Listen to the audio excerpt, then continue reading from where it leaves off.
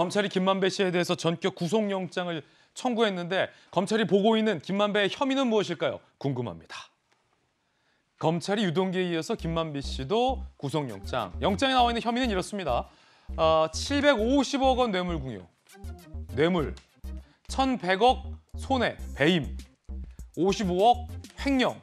정익진 변호사가 좀 자세히 설명해 주시죠. 검찰은 어떻게 보고 있는 겁니까? 심각하게 보고 있는 거죠. 심각하게 보고 있는 거다. 왜냐하면은 일단은 사실은 왜 구속이 안 됐나 저는 이상했어요. 왜냐하면 유동규 본부장 구속됐는데 그 범죄 사실 중에 명백하게 5억이라고 하는 큰 돈, 제가 지난번 말씀드렸지만은 뭐 심지어 무기징역까지 갈 수 있을 정도의 그 큰 돈이 오고 갔는데, 그런데 그 돈을 준 사람 아니겠습니까? 거기서 끝난 게 아니라 배임과도 관련된 그런 분인데 왜 검찰이 구속을 하고 있지 않나, 그게 의심스러웠는데, 뭐 오비락일 수 있을진 몰라도 대통령께서 철저하게 수사하라고 하시니까 검찰에서 그 명을 잘 받들었다 이렇게 생각은 되는데, 네. 중요한 거는 사실은 구속됐다라고 한 것보다도 구속영장의 범죄 사실 자체가 저는 굉장히 중요하다고 보거든요. 일단은 뇌물이 750억이에요. 그중에 50억은 곽상도 의원 관련된 거니까 그것도 사실 큰 문제가 될 거고, 더 중요한 건 뭐냐면 700억이거든요. 왜냐하면 유동규 씨나 김만배 씨나 다 부인을 했어요. 700억이라고 하는 것은 어떻게 700억을 제가 알고 있는 한 뇌물 700억 받은 사람 제 기억에 거의 없는 것 같거든요. 예. 박근혜 전 대통령, 이명박 그 전 대통령 뇌물 받은 게 뭐 얼마 되지 않았던 것 같아요. 700억에 비하면. 그렇기 때문에 그 700억 농담이지, 그다음에 그냥 한번 하는 이야기지라고 둘 다 이야기를 했어요. 예. 준 사람이나 받은 사람이나. 그런데 이것을 검찰에서 명백하게 700억을 인정을 했다는 거고, 더 중요한 건 뭐냐면은 그 700억 중에 저는 처음에 755억 아닌가라고 생각을 했었거든요. 왜냐하면 유동규한테 준 게 5억이 또 따로 있었으니까. 그런데 검찰 설명은 뭐냐면은 700억을 약속을 했는데 그중에 5억은 먼저 주고 남은 게 잔금이 695억이다. 그 이야기는 뭐냐면은 700억에 대한 신빙성이 더 높아진다는 이야기거든요. 검찰에서는 뇌물죄가 700억이다라고 하는 것을 명확하게 보고 있다. 그래서 저는 이 부분이 굉장히 중요하다라고 생각을 하고, 이 정도 700억 뇌물죄라고 하면은 유동규 씨나 뭐 김만배 씨나 나이가 50대 중반 후반 이렇게 되는 것 같은데 거의 늙어서나 나올 수 있는 그런 형량이 나오지 않을까 하는 생각이 들고, 예. 그다음에 또 중요한 건 뭐냐면은 성남 도계공의 1,100억 손해예요. 이 1,100억 손해인데 이게 배임이거든요. 예. 저는 처음에 딱 이야기를 들었을 때 배임죄로 걸렸다 해가지고 당연히 배임이지. 어떻게 배임이라고 생각했냐면, 김만배 씨는 화천대유를 실질적으로 100% 소유하고 있는 사람이기 때문에 화천대유의 돈을 자기 마음대로 쓰면은 그게 배임이 된다. 그런데 뭐 그거 가지고 뭐 수백억 인출하기도 하고 뭐 누구 주기도 하고 이것도 배임에 해당한다라고 생각을 했는데, 검찰에서 내보낸 걸 보니까 그게 아니고 성남 도계공에 있어서 유동규하고 같이 공범이었다. 이게 공동정범인지 교사범인지 방조범인지는 모르겠지만 어쨌든 김만배 씨가 성남 도계공의 그 손해에 아주 적극적으로 가담한 것이 명백하다 이렇게 봤고, 그다음에 또 그때 이제 수천억이라고 이야기했는데 실질적으로 요번에 다시 계산을 해보니까 1,100억이라고 하는 그 엄청나게 큰 돈이 손해가 있었다. 그다음에 뭐 473억 중에 55억 횡령했다라고 하는데, 제가 봤을 때 제 느낌으로는 55억보다는 횡령 금액은 더 올라갈 것 같다 이렇게 생각이 돼서, 이번에 그 범죄 사실에 나와 있는 내용은 굉장히 중요한 것이 아닌가, 저는 그렇게 생각이 듭니다. 이 중에 핵심은 재차 강조하지만 그분입니다. 그분.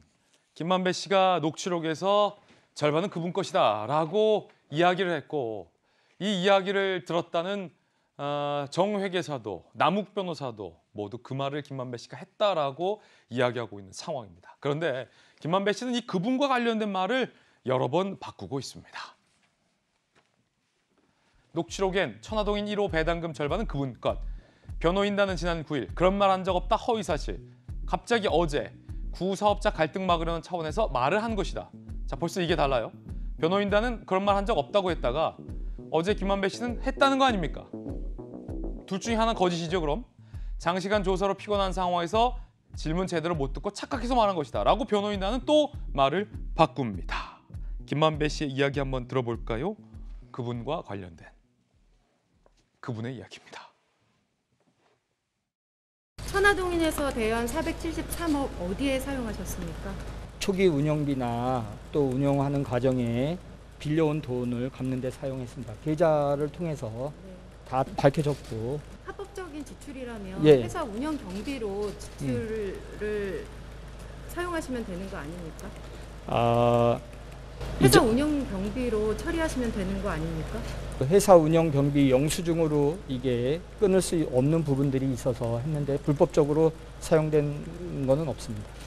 1,400억 정도의 배당이 받으신 걸로 나오는데요. 네. 혹시 기분이 어떠신지 여쭤본 적이 없는 것 같아서. 아니 뭐 한 네. 번도 돈을 써본 적이 없어요.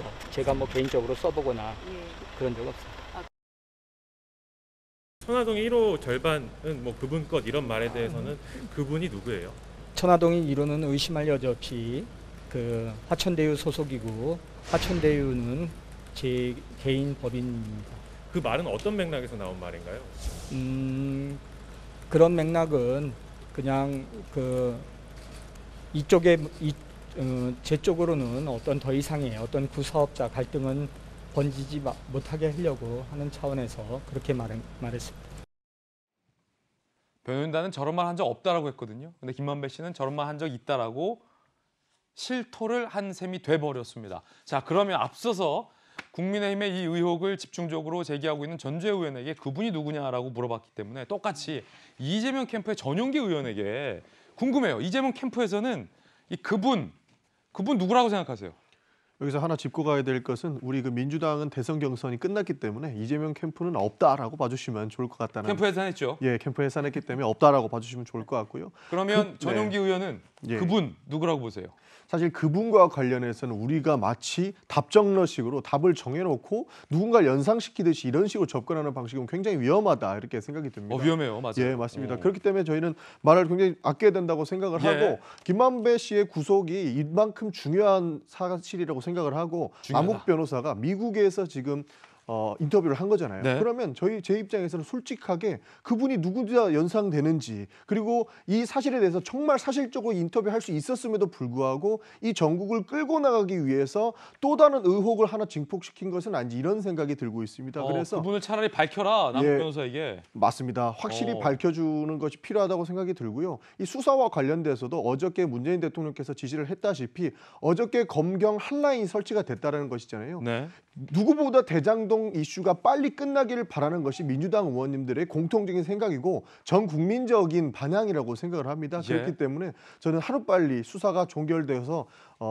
진짜 그 화천대유 실소유주가 누구신지 누가 돈을 받았고 누가 문제가 있는 것인지를 밝혔으면 좋겠다는 말씀을 드립니다. 예.